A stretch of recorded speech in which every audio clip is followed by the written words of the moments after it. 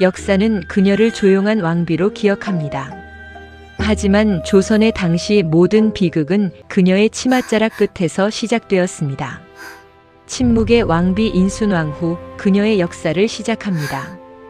1543년 가을 중종 38년 궁궐 안팎에서는 왕세자 이호 훗날의 인종의 건강이 날로 악화되고 있다는 소문이 끊이질 않았습니다. 중종실록은 이 시기 세자의 상태를 몸이 허약하여 정사를 보기 어렵다고 기록하고 있었죠. 하지만 더 큰 문제는 세자의 몸이 아니었습니다. 바로 그를 둘러싼 두 여인, 문정왕후 윤씨와 장경왕후의 그림자였습니다. 문정왕후는 중종의 세 번째 계비였습니다. 그녀에게는 어린 아들 경원대군 훗날의 명종이 있었고 반면 세자 이호는 이미 세상을 떠난 장경왕후의 아들이었습니다. 궁궐의 권력 구도는 명확했습니다. 문정왕후는 살아있는 왕비로서 중종의 총애를 받고 있었고 세자 이호는 돌아가신 어머니의 빈자리를 안고 외롭게 버티고 있었습니다. 명종실록 즉위년 기록에 따르면 이미 이 시기부터 외척 윤씨 가문의 세력이 날로 커지고 있었다고 명시되어 있습니다. 바로 이 긴장의 한복판으로 한 소녀가 걸어 들어왔습니다. 청송 심씨 집안의 딸 심씨. 훗날 인순왕후라 불리게 될 그녀였습니다. 1544년 봄 세자빈 간택이 시작되었습니다. 인종실록 즉위년 7월 기사를 보면 세자빈으로 청송부원군 심강의 딸을 간택하였다는 기록이 나옵니다. 겨우 15살의 어린 나이였습니다. 심씨 집안은 대대로 문반 가문이었지만 그렇다고 최고 권력의 핵심에 있던 가문은 아니었습니다. 아버지 심강은 온건하고 학문을 좋아하는 선비였고 집안의 분위기는 권력보다는 유학의 가르침을 중시했습니다. 어린 심씨가 처음 대궐 문을 넘어선 날 그녀를 맞이한 것은 화려한 궁궐이 아니라 차가운 시선들이었습니다. 세자빈 교육을 담당하던 상궁들은 그녀에게 말했습니다. 마마, 이곳에서는 함부로 말씀하시면 안 됩니다. 듣고 보고 침묵하셔야 합니다. 그 말의 의미를 그녀는 곧 깨닫게 되었습니다.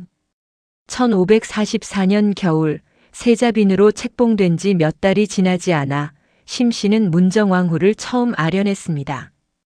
자선 전문 정왕후의 처소은 붉은 비단과 금빛 장식으로 가득했고 그 중앙에 문정왕후가 앉아 있었습니다. 명종실록에는 문정왕후를 총명하고 결단력이 있으며 정사에 깊이 관여하였다고 기록하고 있습니다. 하지만 그 총명함은 때로 냉혹함과 한 끗 차이였습니다. 세자빈, 그대의 소임이 무엇인지 아시오? 문정왕후의 목소리는 부드러웠지만 그 안에는 단단한 쇠붙이 같은 무언가가 감춰져 있었습니다. 세자저하를 잘 보필하는 것이옵니다. 어린 심씨가 고개를 숙이며 대답했습니다. 그것만으로는 부족하오. 세자는 몸이 약하십니다. 그러니 그대는 더욱 조심해야 하오. 세자를 힘들게 하는 일이 있어서는 안 돼오. 그 말 뒤에 숨겨진 의미를 심씨는 알 수 없었습니다. 하지만 그녀는 본능적으로 느꼈습니다. 이 여인 앞에서는 한치의 실수도 용납되지 않는다는 것을요. 1545년 조선의 역사에서 가장 논란이 많은 해가 밝았습니다. 세자 이호의 건강은 더욱 악화되었습니다.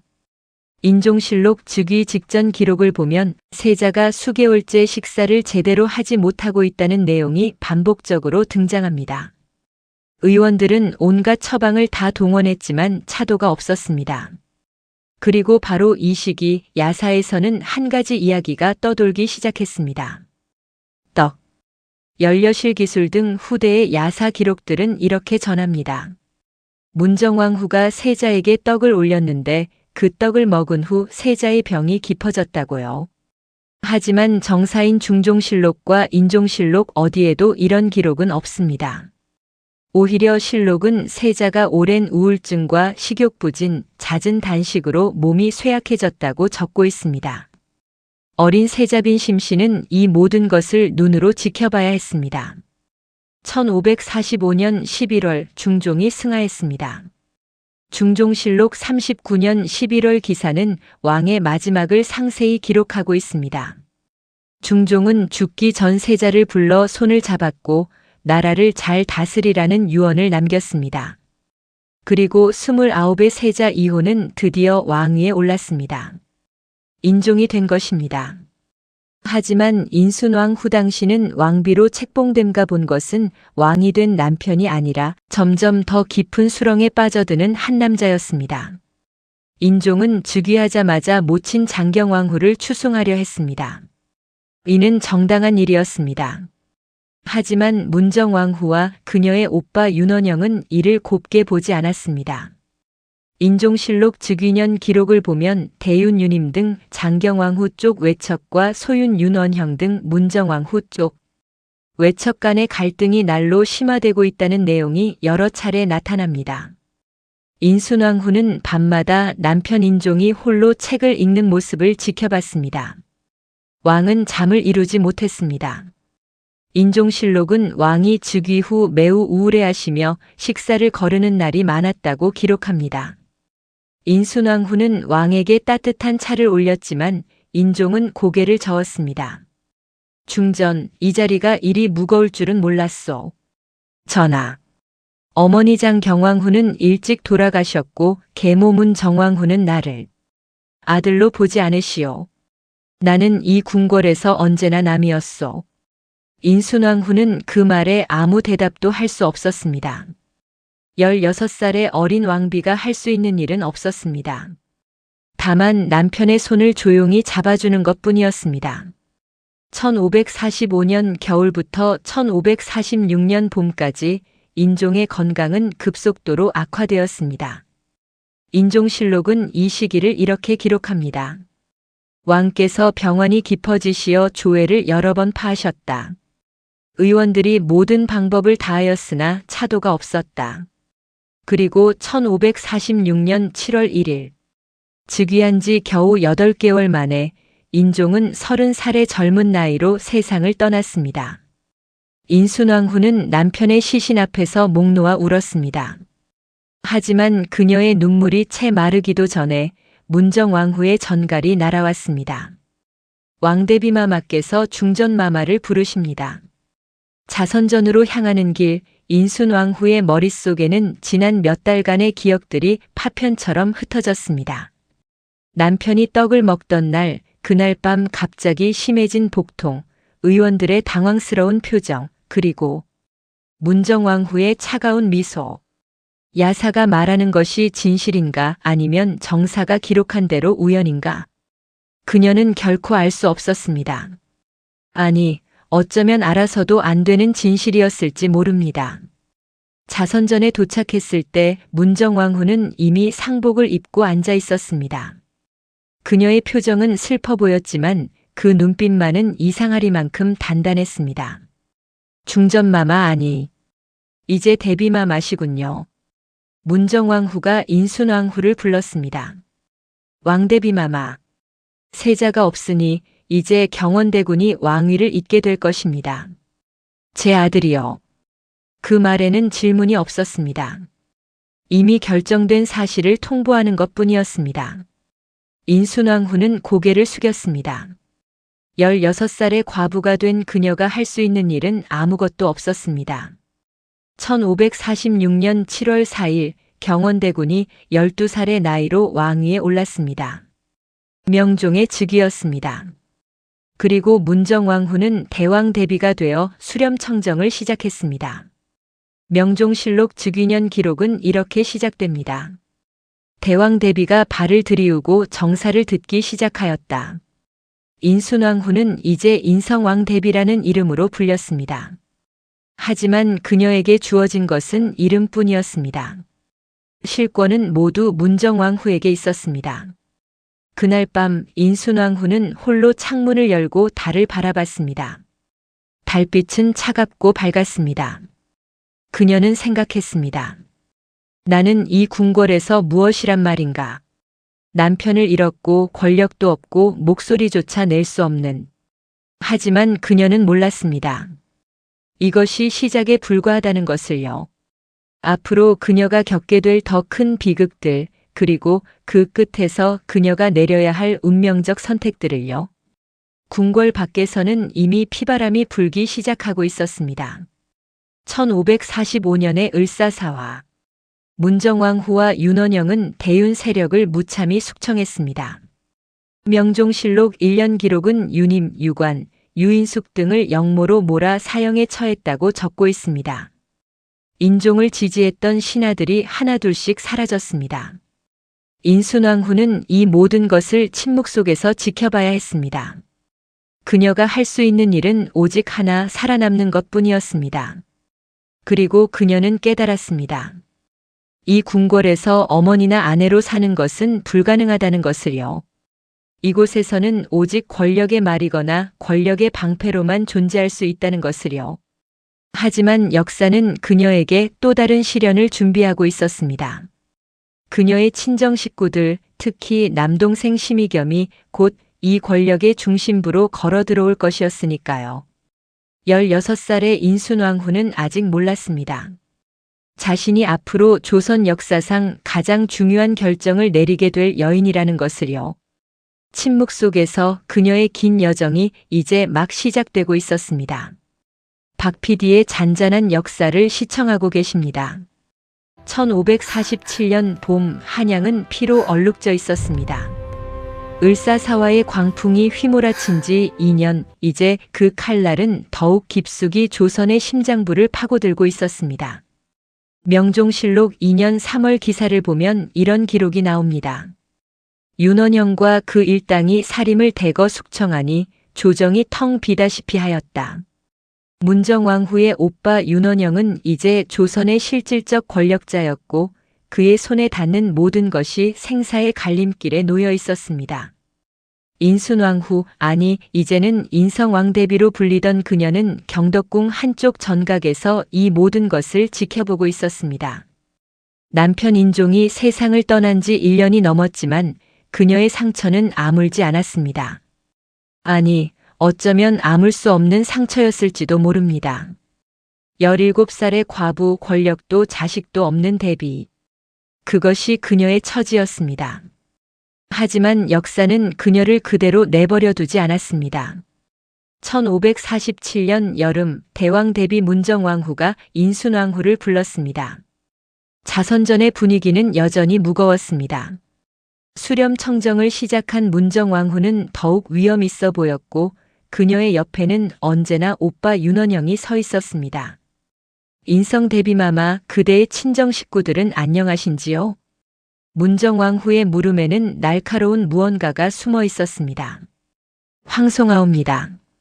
모두 건강하시옵니다. 인순왕후는 조심스럽게 대답했습니다. 그녀는 알고 있었습니다. 이 궁궐에서 친정 식구에 대한 질문은 단순한 안부가 아니라는 것을요. 그대의 아버지 심강공은 학식이 깊으시고 아우 심의겸은 총명하다 들었소. 이제 조정에도 새로운 인재가 필요한 때요. 명종실록 2년 기록을 보면 바로 이 시기 청송부원군 심강의 아들 심의겸을 천거하여 벼슬길에 나아가게 하였다는 내용이 나옵니다. 심의겸, 인순왕후의 남동생이 22살의 나이로 조정에 발을 들인 것입니다. 인순왕후는 그 소식을 듣고 불안했습니다. 그녀는 궁궐 생활을 통해 배웠습니다. 외척의 영화는 찬란하지만 그 끝은 언제나 비극이라는 것을요. 연산군 시절 윤비의 친정 식구들이 어떻게 되었는지, 중종 반정 때 신수군 일가가 어떤 최후를 맞았는지 그녀는 너무나 잘 알고 있었습니다. 며칠 후 심의겸이 궁궐로 누나를 찾아왔습니다. 대비의 친정 식구가 궁궐에 들어올 때는 엄격한 절차를 거쳐야 했습니다. 경국대전에 따르면 대비의 친족이라 하더라도 함부로 대궐에 들 수 없었고 만남 역시 정해진 장소에서만 가능했습니다. 인순왕후는 작은 편전에서 동생을 만났습니다. 3년 만에 보는 동생은 한결 의젓해져 있었습니다. 과거에 급제하고 벼슬에 오른 심의겸의 얼굴에는 자신감이 넘쳤습니다. 누님, 소재가 드디어 조정에 나아가게 되었습니다. 그래, 잘 되었구나. 인순왕후의 목소리는 담담했습니다. 하지만 그녀의 눈빛은 복잡했습니다. 누님께서 왕대비이시니 이제 우리 심씨 가문도. 의겸아. 인순왕후가 동생의 말을 끊었습니다. 너는 원경왕후 한씨의 친정 식구들이 어찌 되었는지 아느냐? 원경왕후는 성종의 비였습니다. 그녀의 오빠들인 한치영, 한칠의 형제는 한때 조선 조정의 실세였습니다. 하지만 연산군이 즉위한 후 그들은 모두 숙청되었습니다. 연산군 일기를 보면 한치영을 귀양 보내고 한칠애를 사형에 처했다는 기록이 선명합니다. 누님, 그때와 지금은 다릅니다. 지금은 명종전하께서 계시고 명종전하는 아직 어리시다. 실권은 대왕 대비마마께 있고 그 옆에는 윤원영이 있다. 의겸아, 외척의 권력은 모래성과 같은 것이다. 왕이 바뀌면, 아니 왕의 마음이 바뀌기만 해도 무너지는 것이 외척이니라. 인순왕후의 목소리에는 간절함이 묻어났습니다. 하지만 심의겸은 누나의 충고를 가볍게 여겼습니다. 22살의 젊은 선비에게 권력의 달콤함은 너무나 매혹적이었습니다. 명종실록을 보면 이후 심의겸은 빠르게 승진했습니다. 1548년 홍문관 부교리, 1550년 사원부 지배, 1552년 이조 참판. 불과 5년 만에 정의품 고위직까지 오른 것입니다. 그리고 이것은 시작에 불과했습니다. 1550년 가을 조정에서는 큰 논쟁이 벌어졌습니다. 을사사화로 죽은 이들을 역적으로 볼 것인가, 아니면 억울한 죽음으로 볼 것인가. 명종실록 5년 9월 기사를 보면 신진사림들이 을사사화의 부당함을 주장하였으나 윤원영 일파가 이를 강력히 반대하였다고 기록되어 있습니다. 이때 심의겸은 윤원영의 편에 섰습니다. 누나가 아무리 경고했어도 현실 정치에서 그는 권력자의 편을 선택할 수밖에 없었습니다. 인순왕후는 이 소식을 듣고 길게 탄식했습니다. 의겸이가 저 길로 들어서는구나. 1553년 인순왕후는 24살이 되었습니다. 남편이 죽은 지 벌써 7년이 흘렀습니다. 그 사이 그녀는 궁궐의 뒷전으로 밀려나 있었습니다. 문정왕후가 수렴청정을 하는 동안 인순왕후는 그저 조용히 불공을 들이고 책을 읽으며 시간을 보냈습니다. 명종실록에는 간혹 인성대비가 불사를 크게 일으켰다는 기록이 나오는데 이는 그녀가 정치적 영향력을 잃고 종교에 의지했음을 보여줍니다. 하지만 그녀의 눈은 여전히 살아있었습니다. 그녀는 조용히 조정의 움직임을 관찰했습니다. 윤원형과 그 일당이 어떻게 권력을 휘두르는지, 사림들이 어떻게 탄압받는지, 그리고 그 사이에서 동생 심의겸이 어떻게 처신하는지를요. 1554년 여름 심의겸은 다시 누나를 찾아왔습니다. 이번에는 급한 일이 있어서였습니다. 누님, 윤원영 일파와 살인파 사이에 충돌이 심해지고 있습니다. 소재는 어찌해야 할지. 내가 선택한 길이니 내가 책임져야지. 인순왕후의 목소리는 차가웠습니다. 하오나 누님, 소재는. 의겸아, 나는 이미 내게 경고했다. 하지만 너는 듣지 않았다. 이제 와서 나에게 무엇을 바라느냐? 심의겸은 말문이 막혔습니다. 누나의 눈빛에는 실망과 슬픔이 동시에 담겨 있었습니다. 다만 한 가지만 기억하여라. 권력은 영원하지 않다. 오늘 내가 섬기는 자가 내일 너의 목을 칠 수도 있다. 그러니 항상 뒷길을 준비하고 절대로 지나친 욕심을 부리지 마라. 그것이 인순왕후가 동생에게 해줄 수 있는 마지막 충고였습니다. 1558년 조선 조정에 큰 변화가 일어났습니다. 문정왕후가 수렴청정을 거두고 24살이 된 명종이 직접 정사를 보기 시작한 것입니다. 명종실록 13년 정월 기사를 보면 대왕 대비가 발을 거두고 왕이 친정하기 시작하였다고 기록되어 있습니다. 하지만 실권은 여전히 문정왕후와 윤원형에게 있었습니다. 명종은 어머니의 그늘에서 벗어나지 못했고 윤원형은 더욱 노골적으로 권력을 휘둘렀습니다. 명종실록에는 이 시기 윤원영의 부정부패에 대한 기록이 끊임없이 등장합니다. 윤원영이 뇌물을 받고 관직을 팔았다. 윤원영의 첩정난정이 권세를 부렸다 등의 내용입니다. 그리고 심의겸은 여전히 윤원영 진영에 있었습니다. 비록 마음속으로는 불편했지만 누나의 외척이라는 이유로 그는 윤원영 편에 설 수밖에 없었습니다. 명종실록 15년 기록을 보면 심의겸이 윤원영을 비호하였다는 사간원의 탄핵을 받은 기록이 나옵니다. 인순왕후는 이 모든 것을 보며 마음 아파했습니다. 하지만 그녀는 아무것도 할 수 없었습니다. 문정왕후의 그늘 아래에서 그녀는 그저 전왕의 미망인일 뿐이었습니다. 1560년 인순왕후는 31살이 되었습니다. 인종이 죽은 지 14년이 지났지만 그녀는 여전히 과부의 삶을 살고 있었습니다. 자식도 없었습니다. 인종실록을 보면 인종과 인순왕후 사이에는 자녀가 없었다는 기록이 명확합니다. 그해 가을 윤원영이 드디어 몰락했습니다. 명종실록 15년 11월 기사를 보면 윤원영을 파직하고 귀양 보냈다는 기록이 나옵니다. 그의 첩 정난정은 사형당했고 그를 따르던 많은 이들이 숙청되었습니다. 심의겸은 위기를 맞았습니다. 윤원영과 가까웠던 그에게도 탄핵의 칼날이 향했습니다. 하지만 그는 살아남았습니다.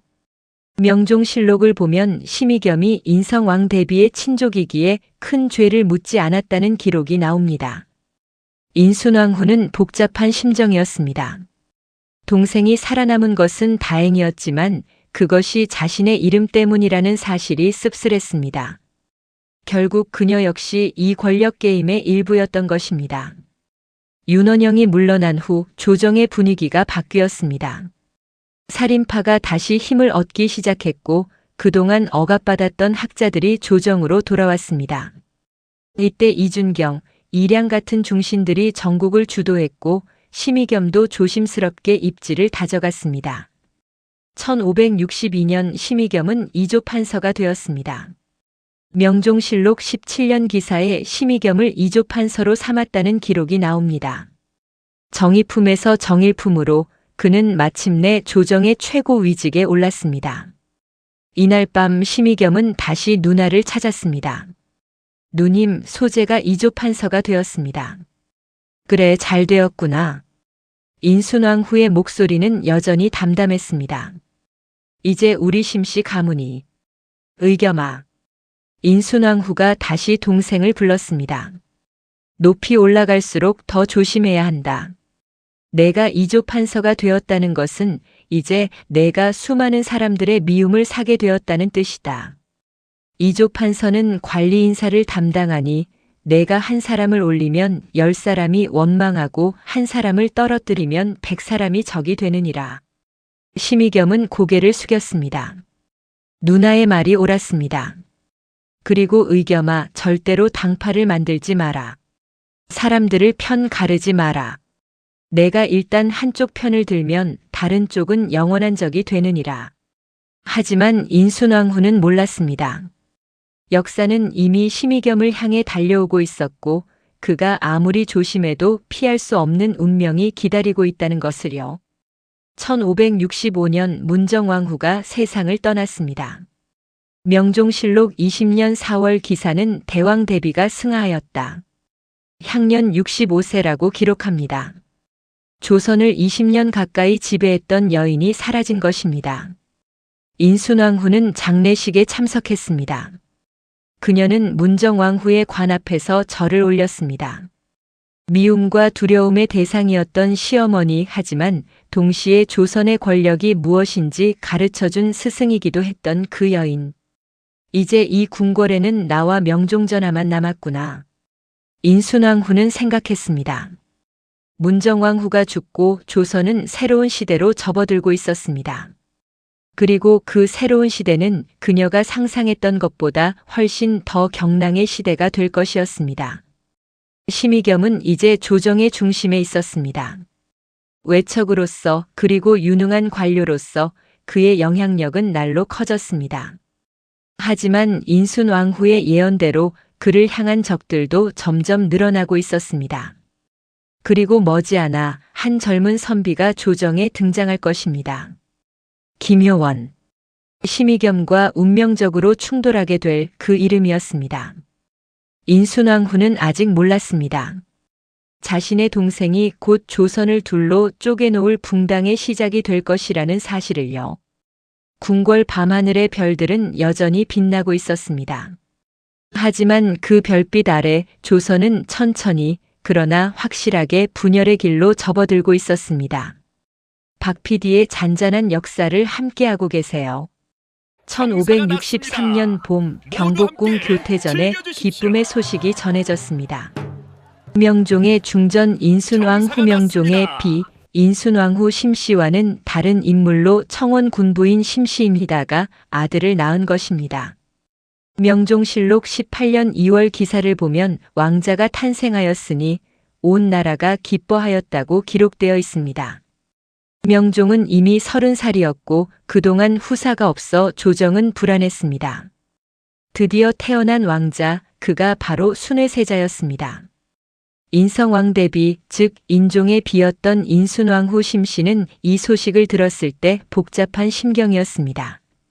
자신에게는 없었던 자식, 명종에게는 생긴 자식. 34살의 과부가 된 그녀는 궁궐 한편에서 조용히 축하 예물을 준비했습니다.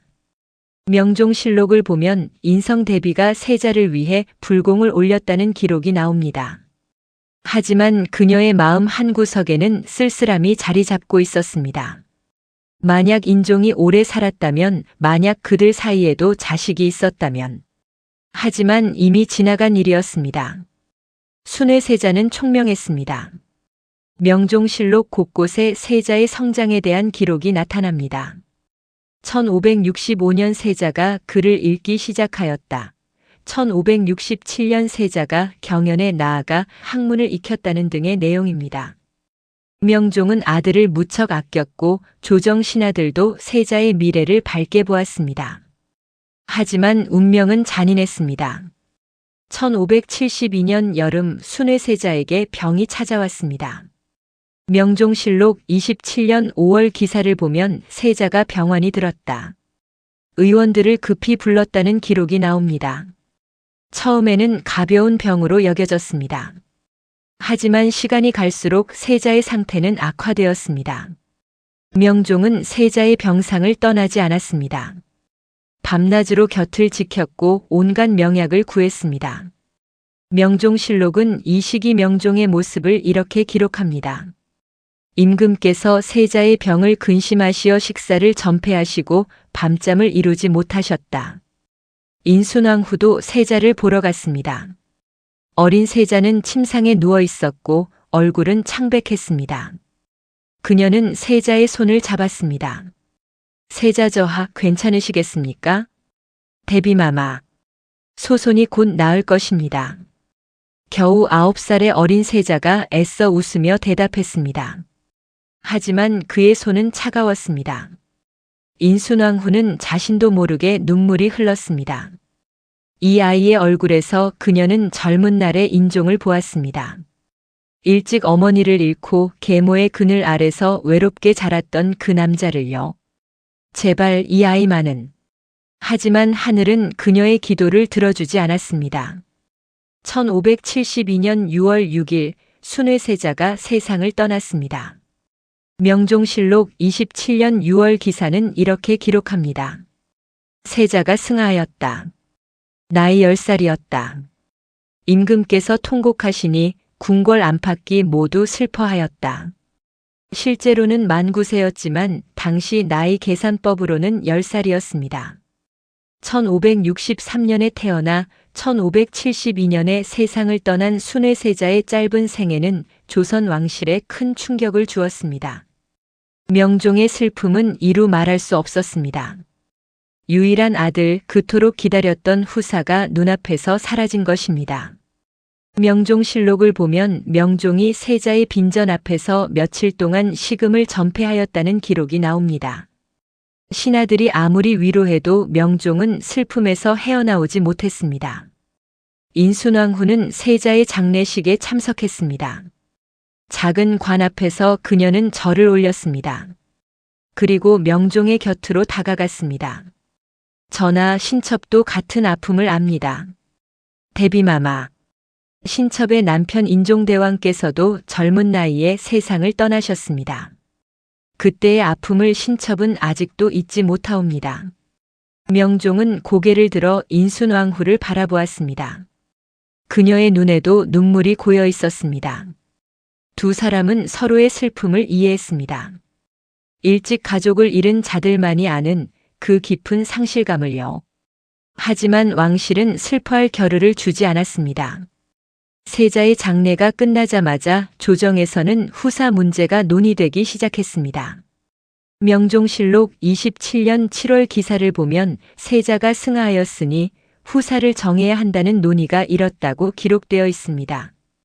문제는 명종에게 더 이상 자식이 없다는 것이었습니다. 명종의 중전도 나이가 들었고 후궁들도 아들을 낳지 못했습니다. 명종실록을 보면 명종에게는 순회세자 외에 다른 자녀가 없었다는 것이 명확합니다. 조정 신하들은 불안해했습니다. 왕위를 이을 후계자가 없다면 명종이 승하한 후 나라는 혼란에 빠질 것이 분명했습니다. 명종실록 27년 기록을 보면 대신들이 종친 중에서 양자를 드리자는 상소를 올렸다는 내용이 나옵니다. 하지만 명종은 결정을 미뤘습니다. 아들을 잃은 슬픔이 너무 컸고 다른 아이를 세자로 삼는다는 것은 상상할 수조차 없었습니다. 인순왕후는 이 모든 것을 지켜보며 깊은 생각에 잠겼습니다. 그녀는 알고 있었습니다. 후사가 정해지지 않으면 왕이 승하한 후 반드시 권력 다툼이 일어날 것이라는 사실을요. 그리고 그 중심에는 외척들이 있을 것이고 그녀의 동생 심의겸도 거기에 휘말릴 것이었습니다. 1573년 명종의 건강이 악화되기 시작했습니다. 명종실록 28년 기록을 보면 임금께서 병환이 깊어지셨다. 세자의 죽음 이후 상심이 크셨다는 내용이 반복적으로 나타납니다. 아들을 잃은 슬픔이 명종의 몸과 마음을 병들게 한 것입니다. 이때 인순왕후는 명종을 자주 찾아갔습니다. 비록 그녀는 전왕의 비였지만 명종은 그녀를 존중했습니다.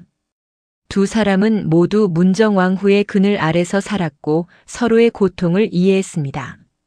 대비마마 소인은 아비로서 실격입니다.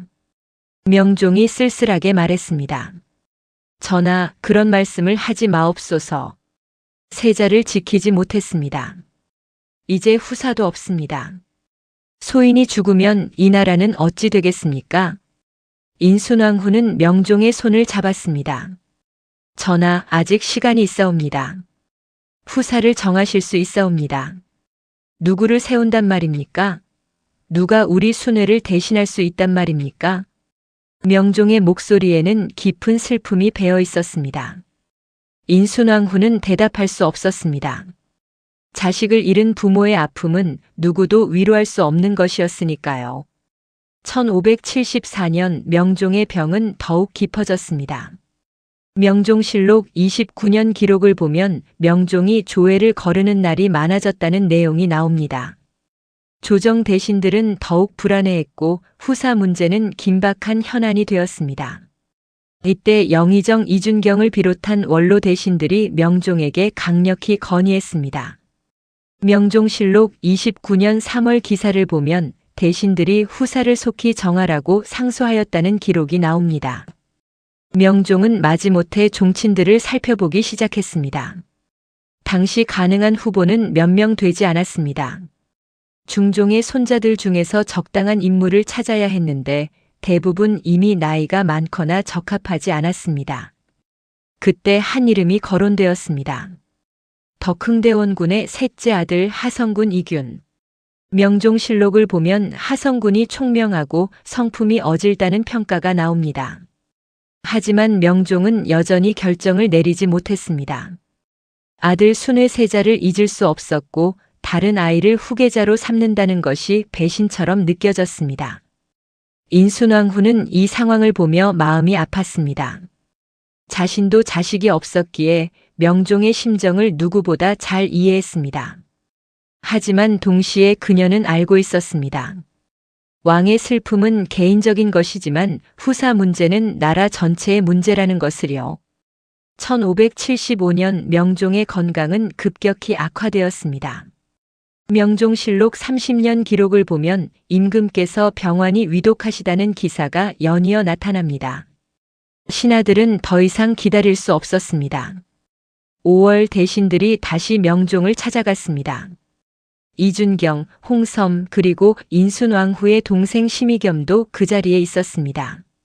명종실록 30년 5월 기사를 보면 대신들이 후사를 정하기를 간청하였다는 기록이 나옵니다. 전하, 더 이상 미루실 수 없사옵니다. 후사를 정하소서. 이준경이 간곡히 말했습니다. 명종은 길게 한숨을 쉬었습니다. 병상에 누운 그의 얼굴은 창백했고 눈에는 깊은 슬픔이 담겨 있었습니다. 경들의 말이 옳소. 하성군을 후사로 정하겠소. 명종실록 30년 5월 기사는 이렇게 기록합니다. 하성군을 양자로 삼아 후사로 정하였다. 하지만 이것은 공식적인 책봉이 아니었습니다. 명종은 마지막까지 확정을 미뤘습니다. 어쩌면 기적이 일어나 다시 아들을 얻을 수 있을지도 모른다는 그런 희망을 버리지 못한 것입니다. 인순왕후는 이 소식을 들었을 때 복잡한 심정이었습니다. 하성군, 그 13살의 소년이 장차 왕이 될 것이라는 사실, 그리고 그 결정이 내려진 후 자신에게 어떤 역할이 주어질지 그녀는 아직 몰랐습니다. 그날 밤 인순왕후는 홀로 달을 바라보았습니다. 순의 세자가 죽은 지 벌써 3년이 지났습니다. 그 작은 관을 보내던 날의 슬픔이 아직도 생생했습니다. 자식을 낳아도 잃고 자식이 없어도 고통이구나. 이 궁궐에서 여인으로 산다는 것은 언제나 무언가를 잃는다는 것이로구나. 그녀는 깨달았습니다. 이 궁궐에서 어머니로 아내로 사는 것은 불가능하다는 것을요. 오직 권력의 일부로 혹은 권력의 방패로만 존재할 수 있다는 것을요. 하지만 인순왕후는 아직 몰랐습니다. 머지않아 명종이 세상을 떠나고 그녀에게 조선의 운명을 결정할 순간이 찾아올 것이라는 사실을요. 순의 세자의 죽음은 단순히 한 아이의 비극이 아니었습니다.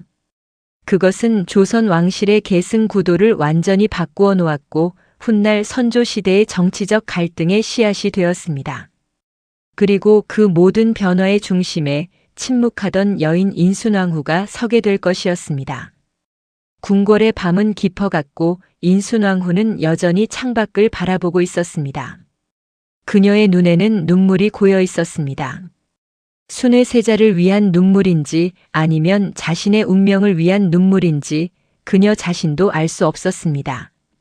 1575년 여름 명종의 상태는 더욱 악화되었습니다. 의원들은 손을 쓸 수 없었고 모든 이들이 왕의 죽음을 예감했습니다. 그리고 그 죽음과 함께 인순왕후의 진짜 시험이 시작될 것이었습니다. 박 PD의 잔잔한 역사를 시청하고 계십니다. 1575년 6월 28일 경복궁 강령전에 비통한 곡소리가 울려 퍼졌습니다. 명종이 승한 것입니다. 명종실록 30년 6월 기사는 이렇게 기록합니다. 임금께서 강령전에서 승하하시니 나이 44이었다. 재위 22년이었다. 명종은 죽기 직전까지도 아들 순의 세자를 그리워했습니다. 신하들의 증언에 따르면 명종은 임종 직전 순회야 라는 말을 남겼다고 합니다. 비록 실록에는 기록되지 않았지만 궁궐 안에서는 이 이야기가 조용히 전해졌습니다. 궁궐은 순식간에 혼란에 빠졌습니다. 왕이 승하했지만 정식으로 책봉된 세자가 없었습니다. 명종이 하성군을 후사로 지목하기는 했지만 공식적인 절차를 완료하지 못한 상태였습니다. 선조수정실록 즉위년 기사를 보면 명종이 승하하시자 후사가 정해지지 않아 조정이 크게 어지러웠다고 기록되어 있습니다. 바로 이 순간 모든 권력이 한 사람에게 집중되었습니다. 인순왕후. 선조실록 즉위년 6월 기사는 이렇게 적습니다. 인성왕 대비 인순왕후께서 전교하시기를 하성군을 왕으로 세우라 하셨다. 당시 인순왕후는 46살이었습니다. 인종의 비로 들어온 지 31년, 과부가 된 지 29년이 지난 시점이었습니다. 그 긴 세월 동안 그녀는 궁궐 뒤편에서 조용히 살았습니다. 문정왕후의 그늘 아래서 명종의 치세 동안 그녀는 거의 정치적 영향력이 없는 전왕의 미망인에 불과했습니다. 하지만 이제 상황이 완전히 바뀌었습니다. 명종에게 아들이 없었고 명종의 중전 인순왕후 명종비 심씨도 후사 결정에 직접 나서기 어려운 상황이었습니다. 경국대전과 국조 오레이에 따르면 왕이 승하하고 후사가 불분명할 때는 대비가 결정권을 가졌습니다. 이때 인순왕후는 선대왕 인종의 비이자 왕실의 최고 어른으로서 법적으로나 관습적으로나 후사를 정할 수 있는 위치에 있었습니다. 명종이 승하한 날 밤 대신들이 급히 모였습니다. 영의정 이준경, 좌의정 홍섬, 우의정 박순, 그리고 이조판서 심의겸. 선조실록을 보면 명종이 승하하신 날 밤 대신들이 인성 대비를 아련하였다는 기록이 나옵니다. 인순왕후는 강령전 옆 작은 편전에서 그들을 맞이했습니다. 그녀는 상복을 입고 있었지만 눈빛만은 흔들리지 않았습니다. 대비마마 후사를 정하셔야 하옵니다. 이준경이 조심스럽게 말했습니다. 이미 7순이 넘은 노신이었지만 그의 목소리에는 긴장이 배어 있었습니다. 명종대왕께서 하성군을 지목하셨으니 하성군을 왕으로 세우는 것이 마땅하지 않겠소? 인순왕후의 목소리는 차분했습니다. 하오나 대비마마 다른 종친들도. 박순이 말을 꺼냈습니다. 실제로 당시 종친 중에는 다른 후보들도 있었습니다. 덕흥대원군의 다른 아들들, 중종의 다른 손자들. 이들 중 일부는 이미 성인이었고 경험도 많았습니다. 명종대왕의 뜻이 분명하였소. 하성군을 후사로 삼으셨소. 그 뜻을 따르는 것이 도리요. 인순왕후의 목소리에는 확신이 있었습니다. 하지만 사실 이 결정 뒤에는 복잡한 정치적 계산이 숨어 있었습니다. 하성군은 당시 14살에 불과했습니다. 어린 왕이 즉위하면 누군가 섭정을 해야 했고 그 역할은 자연스럽게 왕실의 최고 어른인 인순왕후에게 돌아올 것이었습니다. 심의겸은 누나를 바라보았습니다. 그는 알고 있었습니다. 이 결정이 심씨 가문에 어떤 의미인지를요. 만약 나이 많은 종친이 왕이 되면 그는 스스로 정치를 할 것이고 외척의 영향력은 제한될 것입니다. 하지만 어린 왕이 즉위하고 인순왕후가 섭정을 하면 심씨 가문의 권력은 엄청나게 커질 것이었습니다. 신등은 대비마마의 분부를 따르겠나이다. 결국 대신들은 고개를 숙였습니다. 1575년 7월 1일 하성군이 창덕궁 인정전에서 왕위에 올랐습니다. 선조실록 즉위년 7월 기사는 이렇게 기록합니다. 하성군이 왕위에 올랐다. 나이 14살이었다. 이가 바로 조선의 14대 왕 선조입니다. 그리고 선조실록은 곧바로 이어서 기록합니다. 인성왕 대비께서 발을 들이우고 청정을 시작하셨다. 수렴청정의 시작이었습니다. 역사상 왕비가 수렴청정을 한 예는 있었습니다. 문정왕후가 명종을 위해 수렴청정을 했고 정희왕후가 성종을 위해 수렴청정을 했습니다. 하지만 인순왕후의 경우는 달랐습니다. 그녀는 선조의 할머니도 어머니도 아니었습니다. 그녀는 선조의 반개 숙모뻘이었습니다. 선조수정실록은 이를 특별히 강조하며 왕비 출신으로 반개 종친을 위해 수렴청정을 한 것은 전례가 없는 일이었다고 기록합니다. 이것은 인순왕후가 얼마나 독특한 위치에 있었는지를 보여줍니다. 법적으로는 가능했지만 관습적으로는 매우 이례적인 상황이었던 것입니다. 수렴청정이 시작되자 인순왕후는 하루아침에 조선의 최고 권력자가 되었습니다. 모든 국정 문서는 그녀의 재가를 받아야 했고 모든 중요한 결정은 그녀를 거쳐야 했습니다. 처음으로 조정회의에 참석한 날 인순왕후는 발 뒤에 앉아 있었습니다. 경국대전에 따르면 수렴청정시 대비는 발을 뜻함을 치고 그 뒤에서 정사를 들었습니다. 신하들은 발 앞에 엎드려 아뢰었고 인순왕후는 발 뒤에서 그들의 말을 들었습니다. 대비마마 삼남 지방의 흉년이 심하옵니다. 진유를 시행해야 하옵니다. 호조 판서가 아뢰었습니다. 얼마나 필요하오? 인순왕후의 목소리가 발 뒤에서 들려왔습니다. 대략 쌀만 석이 필요하옵니다. 창고에 여유가 있소? 있사옵니다. 그렇다면 즉시 시행하시오. 백성이 굶주리는 것을 어찌 지켜만 보겠소? 선조실록 즉위년 기록을 보면 인순왕후가 즉위 초 흉년 대책에 적극적으로 나섰다는 내용이 여러 번 나타납니다. 대비께서 진유를 명하시니 백성들이 기뻐하였다는 기록도 보입니다. 하지만 정작 중요한 것은 인사권이었습니다. 누구를 등용하고 누구를 물러나게 할 것인가. 이것이야말로 권력의 핵심이었습니다. 1575년 8월 대규모 인사가 단행되었습니다. 선조실록 즉위년 8월 기사를 보면 여러 관직에 새로운 인물들을 임명하였다는 기록이 나옵니다. 이때 심의겸의 역할이 컸습니다. 이조 판서로서 그는 인사를 주관했고 누나인 인순왕후의 뜻을 받들어 신하들을 배치했습니다. 당연히 반발이 있었습니다. 특히 살인파 학자들은 외척 심씨 가문이 권력을 독점하는 것을 우려했습니다. 선조실록을 보면 사헌부와 사간원에서 심의겸이 권력을 남용한다는 탄핵이 여러 차례 올라왔습니다. 하지만 인순왕후는 동생을 보호했습니다. 심의겸은 충성스럽고 능력 있는 신하이니 탄핵을 받아들이지 않겠다는 전교를 내렸습니다. 선조실록 즉위년 9월 기사에 이런 기록이 나옵니다. 이 시기 인순왕후와 심의겸은 조선 정치의 중심에 있었습니다. 하지만 인순왕후는 조심했습니다. 그녀는 문정왕후의 전철을 밟고 싶지 않았습니다.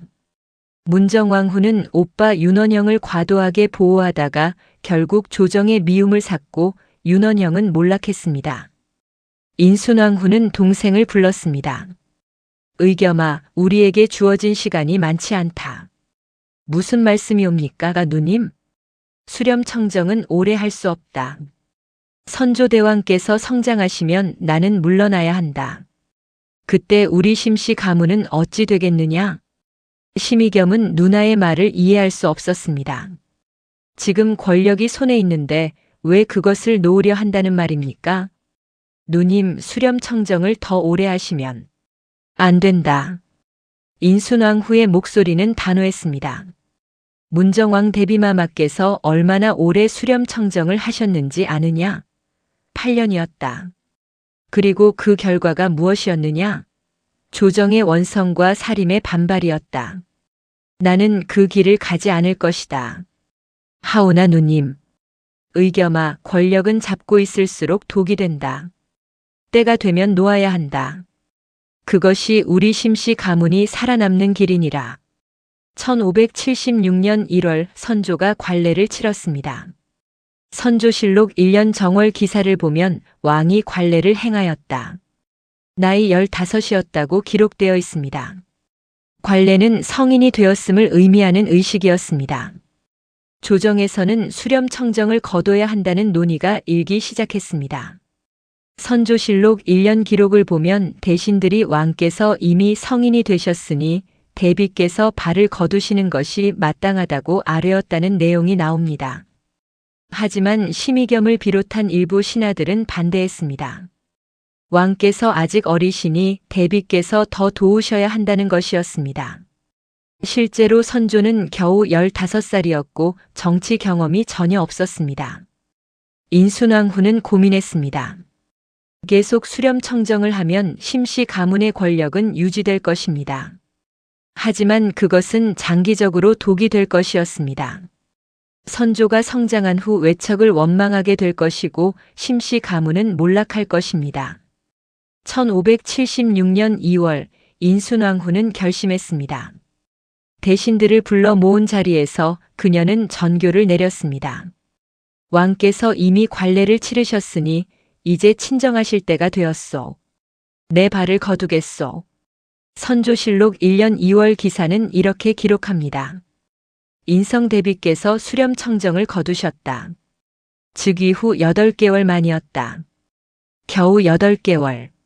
문정왕후가 8년을 수렴청정한 것과 비교하면 놀라울 정도로 짧은 시간이었습니다. 조정은 놀랐습니다. 심의겸은 당황했습니다. 왜 누나가 이런 결정을 내렸는지 이해할 수 없었습니다. 하지만 인순왕후의 생각은 분명했습니다.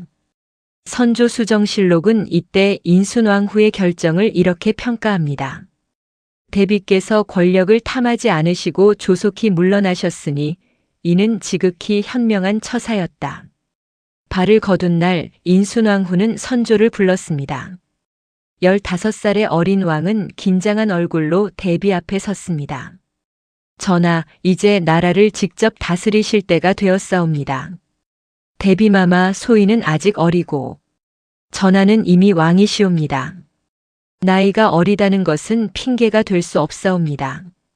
대신들의 말을 들으시되 스스로 판단하소서. 옳고 그름을 분별하소서.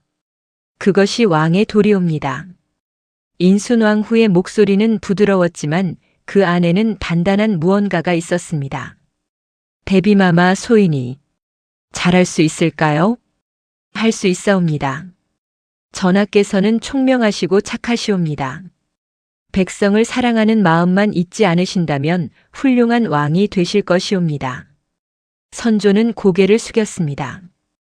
그의 눈에는 눈물이 맺혀 있었습니다. 대비마마의 은혜 평생 잊지 않겠사옵니다. 인순왕후는 미소를 지었습니다. 하지만 그 미소 뒤에는 깊은 슬픔이 숨어 있었습니다. 그녀는 알고 있었습니다. 이것이 자신이 권력의 중심에 있을 수 있는 마지막 순간이라는 것을요. 1576년 3월 인순왕후는 완전히 정치 일선에서 물러났습니다. 선조실록을 보면 이후 인순왕후에 대한 기록이 급격히 줄어듭니다. 그녀는 다시 궁궐 뒤편으로 돌아갔고 조용히 불공을 들이며 지냈습니다. 심의겸은 누나를 찾아갔습니다. 누님, 왜 그리하셨습니까? 조금만 더 수렴청정을 하셨더라면. 의겸아, 나는 권력이 필요 없다. 내가 원한 것은 단 하나, 이 나라가 평안한 것뿐이었다. 하오나 이제 우리 심씨 가문은 나 때문에 이미 충분히 높아졌다. 이제는 내 능력으로 자리를 지켜야 한다. 외척의 권세가 아니라 신하로서의 능력으로. 심의겸은 아무 말도 할 수 없었습니다. 인순왕후는 창밖을 바라보았습니다. 봄바람이 불고 있었습니다. 나는 해냈다. 명종대왕의 뜻을 받들어 선조를 왕위에 올렸고 나라를 안정시켰다. 그리고 때가 되자 물러났다. 이제 내 할 일은 끝났다. 하지만 그녀는 몰랐습니다. 역사는 그녀를 그대로 내버려 두지 않을 것이라는 사실을요. 머지않아 동생 심의겸이 조선을 둘로 쪼개놓을 붕당의 중심에 서게 될 것이고 그녀는 다시 한번 선택의 기로에 서게 될 것이었습니다. 1576년 봄 인순왕후는 47살이었습니다. 그녀에게 남은 것은 쓸쓸한 궁궐의 뒷방과 돌아오지 않을 젊은 날의 기억들 뿐이었습니다. 하지만 역사는 그녀를 기억할 것입니다. 권력을 잡았을 때 탐욕스럽지 않았고 물러날 때가 되자 미련 없이 물러난 여인. 조선 역사상 가장 짧은 수렴청정을 한 여인. 비움의 정치를 실천한 여인으로요. 궁궐 밤하늘의 별들은 여전히 빛나고 있었습니다. 그리고 그 별빛 아래 인순왕후는 홀로 서 있었습니다. 침묵 속에서 그러나 결코 잊히지 않을 여인으로.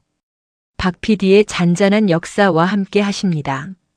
1576년 여름 수렴청정을 거둔 인순왕후는 창덕궁 후원 깊숙한 곳에 자리한 작은 전각으로 물러났습니다. 47살 남편 인종이 세상을 떠난 지 어느덧 30년이 흘렀습니다. 그녀의 머리카락에는 흰머리가 섞이기 시작했고 거울을 볼 때마다 시간의 무게가 느껴졌습니다. 하지만 역사는 그녀에게 평온한 여생을 허락하지 않았습니다. 선조는 친정을 시작하면서 새로운 인물들을 등용하기 시작했습니다.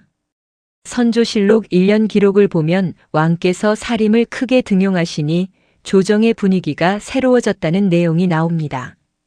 특히 선조는 이 성운 같은 학자들을 가까이 했고 젊은 사림들에게 기회를 주었습니다. 이때 한 젊은 선비가 조정에 발을 들였습니다. 김효원. 선조실록 2년 3월 기사를 보면 김효원을 이조좌랑에 제수하였다는 기록이 나옵니다. 이조좌랑은 비록 정육품의 낮은 벼슬이었지만 인사권과 관련된 중요한 자리였습니다. 김효원은 1542년생으로 당시 36살이었습니다. 그는 뛰어난 학문으로 이름이 높았고 특히 강직한 성품으로 유명했습니다. 선조수정실록은 그를 이렇게 평가합니다. 김효원은 학문이 깊고 기계가 높았으나 성격이 강직하여 타협을 모르는 사람이었다. 문제는 김효원의 과거 이력이었습니다. 선조실록 기록을 보면 김효원이 젊은 시절 잠시 윤원영의 문객이었다는 사실이 드러납니다. 윤원영은 문정왕 후에 옷봤었고 명종 시절 권력을 남용한 인물로 악명이 높았습니다. 비록 김효원이 윤원영과 결별하고 사림의 길을 걸었지만 그 과거는 지워지지 않았습니다. 그리고 이 문제를 제기한 사람이 바로 심의겸이었습니다. 1577년 봄 조정회의에서 심의겸이 입을 열었습니다. 전하, 김효원을 이조좌랑에 임명하신 것은 부당하옵니다. 선조가 물었습니다. 어찌하여 부당하다는 것이오? 김효원은 과거에 윤원영의 문객이었사옵니다.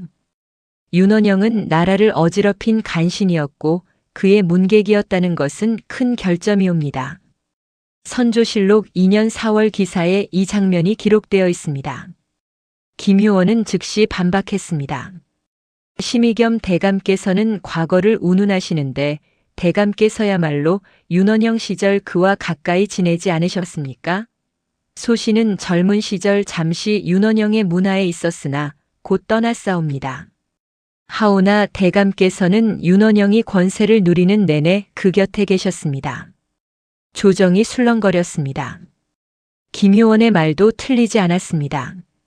명종실록을 보면 심의겸이 윤원영 집권 시절 주요 관직에 있었고 윤원영 진영에 속해 있었다는 기록이 분명히 나타납니다. 심의겸의 얼굴이 붉어졌습니다. 나는 누님께서 대비로 계셨기에 어쩔 수 없이 그 자리에 있었을 뿐이요. 하지만 그대는 스스로 윤원영을 찾아가지 않았소. 대감께서는 어쩔 수 없었다 하시지만 그 시절 윤원영을 비호하신 것은 사실이 아니옵니까? 그러한 분께서 소신에게 과거를 따지시니 이 무슨 일이옵니까? 논쟁은 점점 격해졌습니다. 선조실록은 이 장면을 이렇게 기록합니다. 심의겸과 김효원이 조정에서 서로 다투니 신하들이 둘로 나뉘기 시작하였다. 선조는 난처했습니다. 심의겸은 자신을 왕위에 올리는데 큰 역할을 한 인순왕후의 동생이었고 김효원은 자신이 신이 많은 젊은 사림이었습니다. 경들, 과거는 과거일 뿐이요. 이제 와서 옛일을 따질 필요가 있겠소? 하지만 선조의 중재는 효과가 없었습니다. 이 사건 이후 조정은 서서히 둘로 갈라지기 시작했습니다. 선조실록 2년과 3년 기록을 보면 신하들이 심의겸을 따르는 자와 김효원을 따르는 자로 나뉘었다는 내용이 반복적으로 나타납니다. 심의겸을 지지하는 사람들은 주로 기존 관료들과 서울 서쪽에 거주하는 사대부들이었습니다. 반면 김효원을 지지하는 사람들은 신진사림과 서울 동쪽에 거주하는 젊은 학자들이었습니다. 처음에는 단순한 개인 간의 갈등이었습니다. 하지만 시간이 갈수록 이것은 정치적 당파로 굳어졌습니다. 1578년 이조전랑 임명을 둘러싸고 또다시 충돌이 일어났습니다. 선조실록 3년 기록을 보면 이조전랑 자리를 두고 심의겸 일파와 김효원 일파가 서로 다투었다는 내용이 나옵니다. 이조 전랑은 비록 정육품의 낮은 관직이었지만 관리 선발과 인사에 큰 영향력을 가진 자리였습니다. 특히 이조 전랑은 다음 전랑을 스스로 천거할 수 있는 관례가 있었기에 이 자리를 누가 차지하느냐에 따라 인사권의 흐름이 바뀔 수 있었습니다. 심의겸은 자신의 사람을 이조 전랑에 앉히려 했고 김효원 일파는 이를 저지하려 했습니다. 조정은 매일 논쟁으로 시끄러웠습니다. 인순왕후는 이 소식을 들었습니다. 궁궐 후원 깊숙한 곳에 있었지만 조정의 소식은 그녀에게 전해졌습니다. 그녀는 동생을 불렀습니다. 1578년 가을 심의겸이 누나를 찾아왔습니다. 그는 이제 50살이 넘었고 조정의 중진이 되어 있었습니다. 누님, 소재를 부르셨사옵니까? 의겸아, 내가 김효원과 다투고 있다 들었다. 그자가 먼저 소재를 공격했사옵니다. 소재는 그저 방어했을 뿐. 방어가 아니라 공격이더구나. 인순왕후의 목소리는 차갑게 가라앉았습니다. 의겸아, 내가 분명히 말하지 않았느냐? 당파를 만들지 말라고. 사람들을 편 가르지 말라고. 하오나 누님, 그들이 먼저 소재를 공격. 그럼 내가 물러서면 되지 않느냐? 왜 맞서 싸우느냐? 내가 한 발 물러서면 싸움이 끝나는데 왜 굳이 나서느냐? 심의겸은 아무 말도 할 수 없었습니다. 인순왕후는 길게 한숨을 쉬었습니다. 의겸아, 내가 이렇게 나서면 조정이 둘로 쪼개진다. 내 편과 김효원 편으로. 그리고 그 분열은 우리 세대로 끝나지 않을 것이다. 우리 자식들, 우리 손자들까지 이어질 것이다. 누님, 그것은 과장이 아니다. 인순왕후의 목소리는 단호했습니다. 내가 궁궐에서 50년을 살았다. 권력의 싸움이 어떻게 끝나는지 너무나 잘 안다. 한번 갈라지면 다시는 합쳐지지 않는다.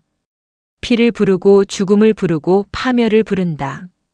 누님, 의겸아, 제발 물러서거라. 내 자존심이 중요하냐, 이 나라의 평화가 중요하냐? 심의겸은 고개를 숙였습니다. 하지만 그의 마음은 이미 결정되어 있었습니다.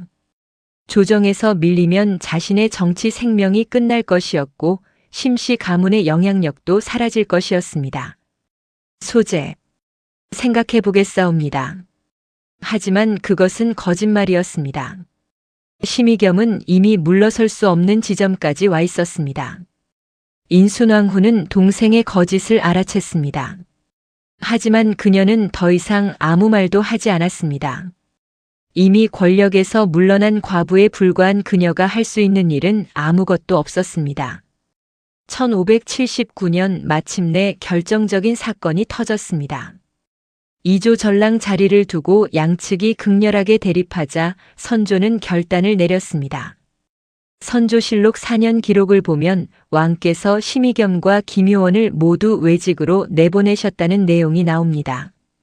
심의겸은 개성부유스로 김효원은 삼척부사로 보내졌습니다. 두 사람 모두 한양을 떠나야 했습니다. 선조는 이렇게라도 해서 조정의 분열을 막으려 했습니다. 하지만 이미 늦었습니다. 선조실록 4년과 5년 기록을 보면 조정이 동인과 서인으로 나뉘었다는 표현이 처음 등장합니다. 동인은 김효원을 지지하는 세력으로 주로 동쪽에 살던 사림들이었습니다. 서인은 심의겸을 지지하는 세력으로 주로 서쪽에 살던 기성 관료들이었습니다. 이것이 바로 조선 정치사를 뒤흔든 동서분당의 시작이었습니다. 인순왕후는 이 소식을 들었을 때 오랫동안 아무 말도 하지 못했습니다. 그녀가 그토록 경고했던 일이 현실이 된 것입니다. 1580년 인순왕후는 51살이 되었습니다. 건강이 나빠지기 시작했습니다. 선조실록 5년 기록을 보면 인성대비께서 병환이 드셨다는 기사가 나타나기 시작합니다. 선조는 자주 대비를 찾아가 문안을 드렸습니다. 인순왕후는 선조를 볼 때마다 조정의 상황을 물었습니다. 전하, 동인과 서인의 다툼이 계속된다 들었사옵니다. 그러하옵니다, 대비마마. 소인이 아무리 중재하려 해도 쉽지 않사옵니다. 전하, 어느 한쪽을 편들지 마소서. 공평하게 대하소서. 한쪽을 너무 우대하면 다른 쪽이 반발하옵니다. 명심하겠사옵니다. 하지만 인순왕후는 알고 있었습니다. 이 싸움은 이제 누구도 막을 수 없다는 것을요. 1582년 붕당의 분열은 더욱 심화되었습니다. 선조실록 7년 기록을 보면 동인과 서인이 서로 공격하니 조정이 편안할 날이 없었다는 내용이 나옵니다. 동인은 이 성운 같은 학자들을 공격했고 서인은 이발, 유성룡 같은 동인 학자들을 탄핵했습니다. 조정은 날마다 논쟁과 탄핵으로 시끄러웠습니다. 인순왕후는 침상에 누워 이 모든 소식을 들었습니다. 그녀의 병은 점점 깊어졌습니다. 1583년 봄 인순왕후는 마지막으로 심의겸을 불렀습니다. 의겸아. 그녀의 목소리는 약했습니다. 누님, 내가 잘못했구나. 내가 조정에 나아가도록 허락한 것이 잘못이었다. 누님, 무슨 말씀을? 내가 권력을 잡으면 반드시 화를 부를 줄 알았어야 했는데 나는 누나로서 동생을 보호하려다가 이 나라를 망쳤구나. 누님, 그런 말씀 마옵소서. 인순왕후의 눈에서 눈물이 흘렀습니다. 의겸아, 내가 물러서거라. 아직 늦지 않았다. 관직을 내려놓고 고향으로 돌아가거라. 그것이 우리 심씨 가문이 살 길이다. 하지만 심의겸은 고개를 저었습니다. 누님, 소재는 물러설 수 없사옵니다. 이미 너무 멀리 왔사옵니다. 인순왕후는 더 이상 아무 말도 하지 못했습니다. 그녀는 알았습니다. 동생은 이미 돌이킬 수 없는 길을 걷고 있다는 것을요. 1584년 12월 인순왕후가 세상을 떠났습니다. 선조실록 9년 12월 기사는 이렇게 기록합니다. 인성왕 대비께서 승하하시니 나이 55이었다.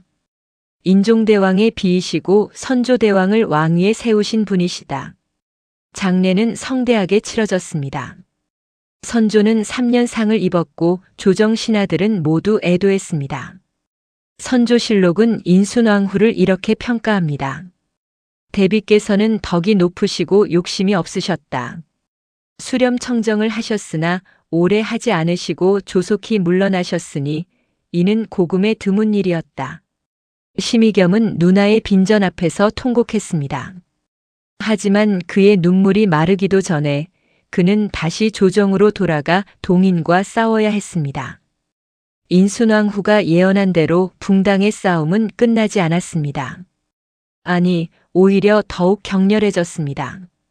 1589년 정열입의 영모 사건이 일어났고 동인과 서인은 이 사건을 두고 극렬하게 대립했습니다.